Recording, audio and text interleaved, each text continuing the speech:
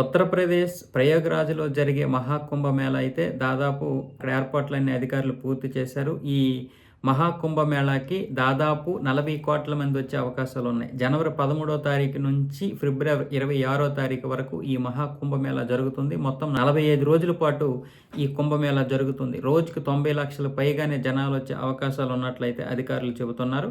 అలాగే దీనికోసం ఉత్తరప్రదేశ్ ప్రభుత్వంతో పాటు ప్రభుత్వ సంస్థలు కూడా మొత్తం 5,000 కోట్ల రూపాయలతో ఇక్కడ వసతులైతే ఏర్పాటు చేశారు. దాదాపు 10,000 ఎకరాల్లో ఇక్కడ ఏర్పాట్లు చేశారు. నాగసాధువులు ఇక్కడ ప్రత్యేక ఆకర్షణగా నిలుస్తారు. కేవలం ఈ మహాకుంభమేళాకి మాత్రమే నాగసాధువులు వస్తారు.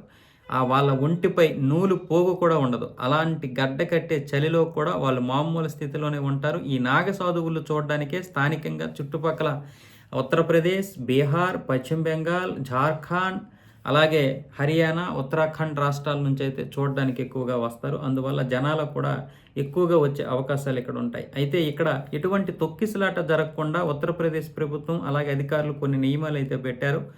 ఢిల్లీ నుండి వచ్చే వాళ్ళకి నీలం రంగు, వారణాసి నుండి వచ్చే వాళ్ళకి ఎరుపు రంగు, హైదరాబాద్ నుండి వచ్చే వారికి పసుపు రంగు, అలాగే ఒక్కొక్కరికి ఒక్కొక్క రంగు దారులు అయితే నియమించారు. ఎవరు కన్ఫ్యూజ్ అవ్వకుండా, అంటే ఒకేసారి అందరూ ఒకే దారిలో వెళ్ళిపోకుండా, కన్ఫ్యూజ్ అవ్వకుండా, అలాగే ఎవరైనా తప్పిపోయినా కూడా వెంటనే క్యూఆర్ కోడ్ కూడా నియమించారు.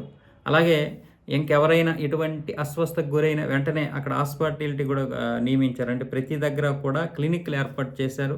ఎలాంటి ప్రమాదం జరిగినా కూడా జరగకుండా జాగ్రత్తలు తీసుకున్నారు. జరిగినా కూడా వెంటనే చికిత్స అందే విధంగా కూడా ఏర్పాట్లు అయితే చేసుకున్నారు. ఈ దారులు ఏవైతే ఉన్నాయో రంగురంగుల దారులు, ఇవి మాత్రం ప్రజలకి మంచి ఉపయోగకరంగా మారాయి అని చెప్పొచ్చు. ఎటువంటి తొక్కిసలాట జరగకుండా ఉండేందుకు ఈ జాగ్రత్తలు అయితే తీసుకున్నామని డిఎస్పీ స్థాయి అధికారులు అయితే చెప్పడం జరిగింది.